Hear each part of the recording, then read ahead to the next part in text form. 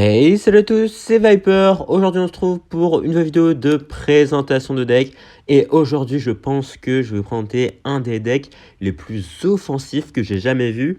Donc voilà, c'est un deck géant, Zappy, Maître Mineur, Mini P.K., Gargouille et évidemment le sort de rage pour pimenter tout ça. Et franchement, lorsque j'ai vu ce deck, je me suis dit que je me dois de le présenter parce que je pense que ça va être très marrant.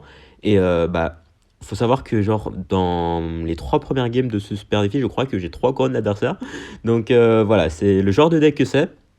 Donc pour le présenter aujourd'hui, je vais faire un petit super défi. Donc là je suis en 7-1, on va essayer d'aller chercher les 2 victoires. Donc let's go. Et on part directement pour la première game. Donc là on a le Zapier main départ. Donc on n'a pas forcément la meilleure main ici parce que du coup, en général je préfère partir par exemple avec un Maître Mineur First Play ou un mini PK vu qu'on a tellement de gros DPS que c'est pas trop un souci. Donc je pense qu'on va juste aller cycler notre sort de rage vu que l'adversaire a pas l'air de vouloir jouer en premier.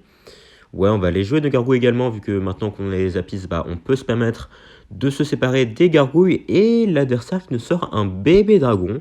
Ok, alors bébé dragon, ça pourrait être pas mal de choses. Du splash yard, du molos peut-être, même si c'est un peu plus rare, du golem.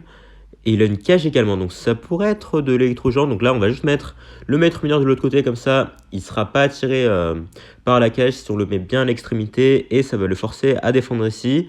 Ok, donc là, il a utilisé quand même pas mal d'élixir, donc je pense qu'on peut en profiter là. Donc on va laisser son phoenix gratter, comme j'ai dit, il faut vraiment être très très agressif avec ce deck. Donc là, on va directement repartir en push avec le petit mini PK ici et le géant juste devant. Je pense qu'on va rajouter les gargouilles également.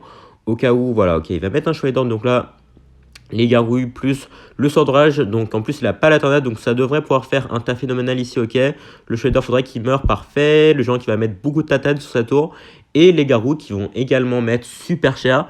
Du coup, voilà, voilà le genre de deck que c'est, j'espère que vous avez compris maintenant.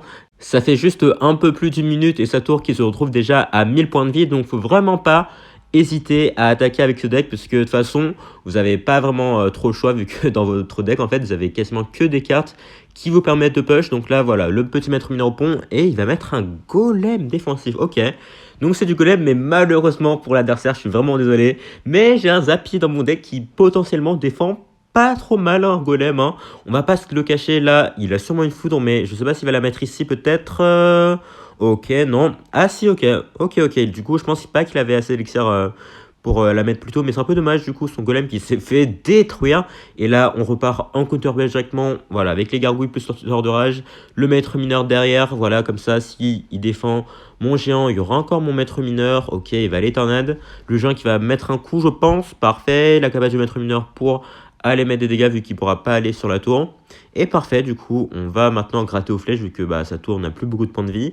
Et il va repartir en golem, même s'il reste plus que 20 secondes dans la game. Donc honnêtement, je vois pas trop comment il pourrait les remonter. De toute façon, en plus, son golem ne passera jamais. Vous avez vu, on a un Zappy, on a des Zappis, on a un mini PK, on a un maître mineur qui potentiellement peuvent détruire un golem à eux tout seuls. Donc bon, là, voilà, on va défendre tranquillement avec le sort de rage, les Zappis, le mini PK, voilà, le golem qui ne fera rien du tout.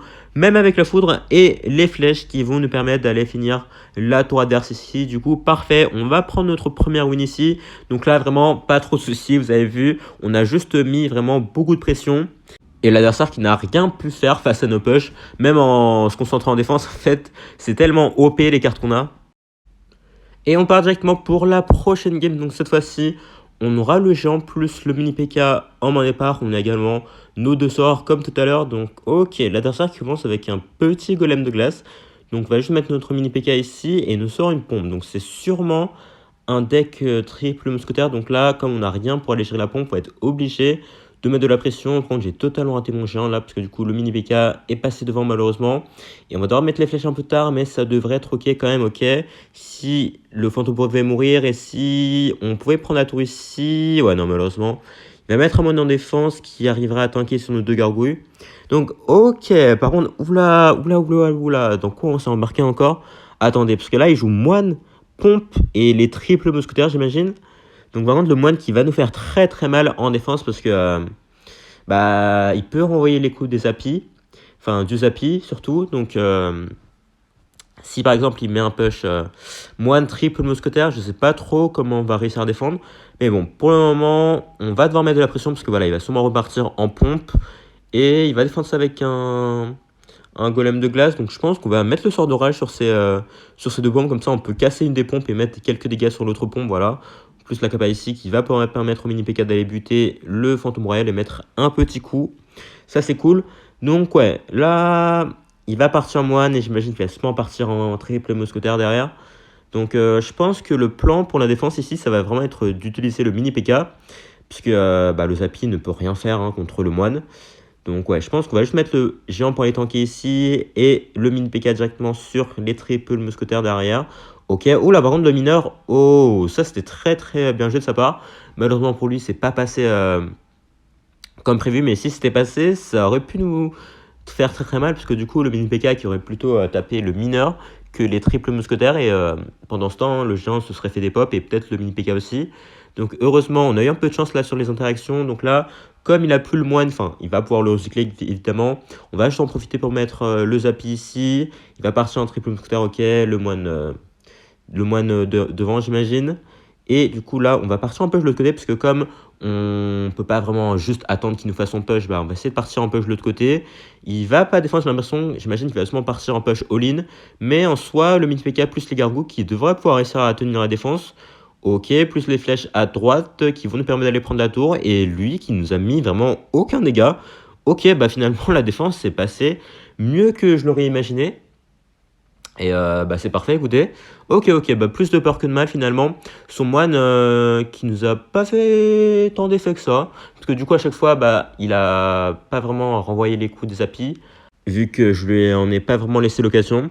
Et c'est parfait, on va chercher notre deuxième win ici. Une nouvelle fois, vous avez vu, on a été vraiment très très agressif à chaque fois. Que ce soit pour éviter qu'il nous fasse un gros push ou pour juste punir ses pompes.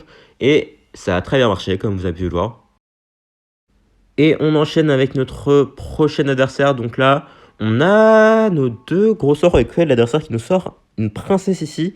Donc, qui dit princesse, j'imagine que c'est du lockbait. Ou en plus, il a le gang de gobelins. Donc là, lockbait, oulalalala. Ça, je pense que c'est un beau counter à notre deck. Parce que du coup, contre la T2, si je joue la version T2 ou si je joue la version canon, on peut pas faire grand chose. En plus de ça, si c'est un deck lockbait classique, il devrait avoir la roquette. Donc là, on va juste essayer de mettre de la pression pour voir qu'est-ce qu'il a comme bâtiment. Peut-être un canon. Et non, en plus, il a une TDE, malheureusement. On n'a pas de zap dans notre deck, donc on n'a rien pour aller reset la TDE. Donc le géant qui se fait incinérer, littéralement. Et en plus de ça, la princesse qu'on va être obligé de flèche à chaque fois, sinon il fait une grosse value. Plus le gang de gobelins qui va nous poser quelques soucis aussi. Là, je pense qu'on va plus galérer que d'habitude. Donc on va voir comment ça se passe. Donc là, on aurait pu tenter un pré-shot, même si ça aurait été pas très très utile, puisque dans tous les cas, il a la bûche, il a l'esprit glace derrière. Donc là, on va aller flèche ça. Ah, les flèches un peu ratées ici. Ok, je pensais que ça allait taper le gobelin derrière également, mais apparemment non. Bon, c'est pas grave, on se prend quelques dégâts. Bon, dans ce match-up, si on veut avoir un espoir de gagner, ça va vraiment se jouer en un seul push. Je pense vraiment que un de nos gros push passe pour qu'on réussisse à gagner. Mais le souci, c'est que, évidemment, il va pas nous laisser faire un gros push. Et donc là, on va mettre le maître mineur directement. Ok, pour les jets de chevalier. Et oh, ok. Pourquoi il a mis la princesse ici, je ne sais pas. Mais du coup, ça nous permet de faire une plutôt belle value. Ok. Oh non, j'ai tenté un pré-shot de la T2. Malheureusement, ça ne passera pas. Est-ce qu'ils peuvent reset? Et non, on n'a vraiment pas de chance ici. S'il y avait un seul Zapis qui avait reset la T2, notre géant aurait pu faire quelque chose. Malheureusement, ça s'est pas passé comme prévu. Bon, là, on va laisser les gargouilles tranquilles. Et on va juste partir en mini PK ici, je pense. Et on va essayer de mettre un Zapi au pont. Je ne sais pas s'il va vouloir le rocket ou pas. Parce que du coup, là, si je fais ça, en général, soit ils rocket, soit ils attendent juste qu'il passe le pont pour aller mettre un gang de blind dessus, par exemple. Et là, il va décider de rocket, ok. Donc là, on va directement partir en push de l'autre côté. Parce que du coup, il vient d'utiliser quand même beaucoup d'élixir. Ok, sort de rage directement. Et attendez, mais c'est quoi ça? Pourquoi? Non, attendez, là, il vient totalement de fail, là. Pourquoi c'était derrière sa tour, là? Ça, c'est vraiment dommage pour lui, ça. Donc là, on va se concentrer sur la défense. Mais bon, il reste plus que 15 secondes dans la game. Donc je vois pas vraiment comment il pourrait aller rattraper et prendre notre tour. Voilà, on va aller mettre un Zappy ici pour troll un peu.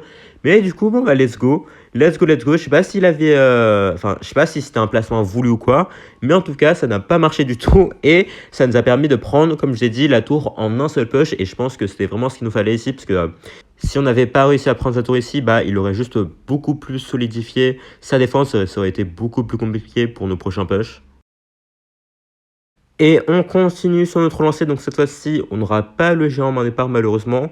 Même si du coup, bon, c'est pas trop un souci non plus. L'adversaire qui nous sort une Tombstone.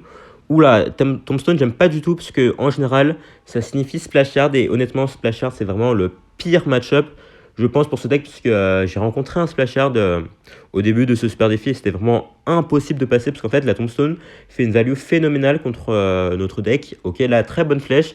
Du coup, il a raté son chevalier ici, vu qu'il pensait, j'imagine, que le maître mineur allait être attiré par les squelettes. Donc là, on va, je pense, essayer de partir en push là avec le géant. Parce que là, il a plus ni sa tombstone, ni son sorcier glace. Donc je pense que là, pour gagner contre un splasher, il faut vraiment essayer de le prendre par surprise là dès le début de game. Ok, le mini PK peut-être, ok, il va rajouter un mini PK, mais il va devoir mettre un fer over ici. Donc je pense qu'on va juste partir en maître mineur directement de l'autre côté, parce qu'il a plus d'élixir en main. Quoique, est-ce qu'il a assez pour sa tombstone ou son sorcier de glace? Je sais pas. Ouais, il a assez pour sa tombstone, donc je pense qu'on va mettre le sort d'orage directement ici, dès que la tombstone meurt. Et on va mettre la cabane du chevalier d'or, parce que du coup, il va mettre son chevalier ici.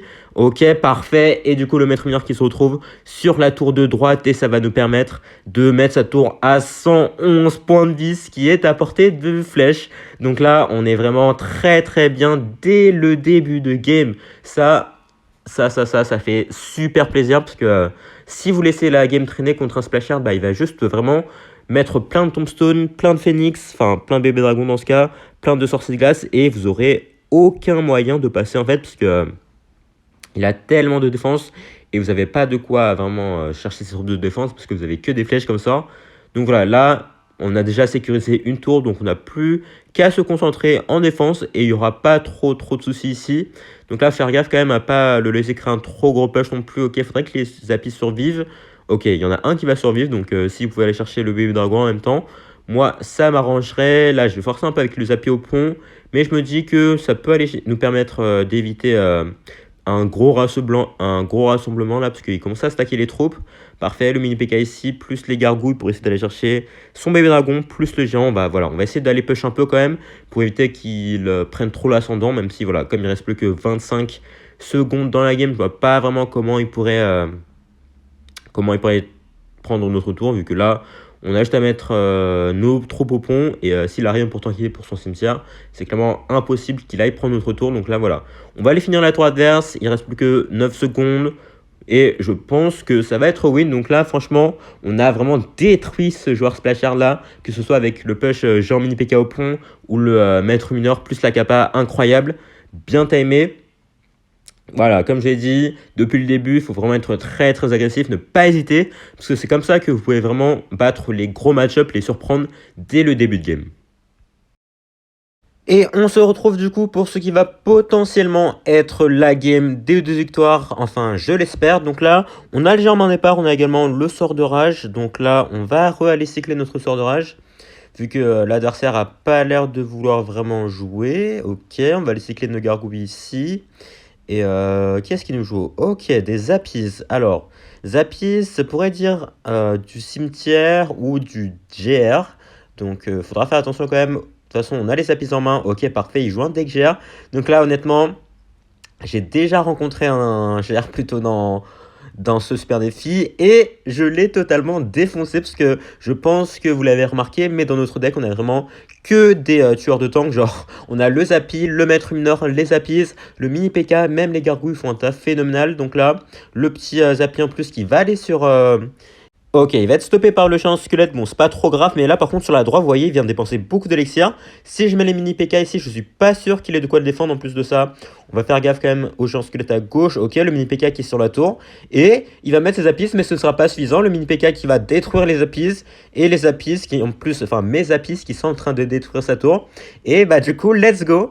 Comme je vous l'ai dit, à peine une minute dans la game, on a déjà pris sa tour, parce qu'en fait, on fait tellement de value en défense qu'il ne peut rien faire, et le Zappy, bah il a vraiment pas grand-chose pour aller le gérer, surtout si on l'accompagne bien.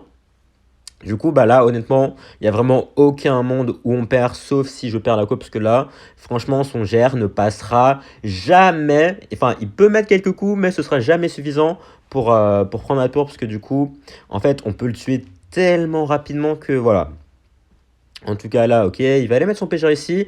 Donc, il va potentiellement mettre son GR à droite, vu que il a déjà bien entamé. Donc, il faudra faire attention à ça. Mais bon, même si il met un pêcheur, un squelette, tout ce qu'il veut, on peut l'arrêter tellement facilement. Là, en tout cas, on a en plus le géant sur la tour. Ok, il va aller mettre ses zappies sur mon zappi. Donc là, on va essayer de l'accompagner quand même. Si on pouvait prendre sa deuxième tour en même temps pour assurer le coup, bah moi ça m'arrangerait, même si dans tous les cas je pense pas que ça changera grand chose. Voilà, petit zappi, corner même s'il pouvait aller prendre la tour. Ok, le zappi peut-être. Oh, dommage. Dommage, dommage. Au dernier moment, il s'est fait attirer par le pêcheur qui s'est fait du coup détruire par mon zappi. Et là, bah ouais, il attaque même plus.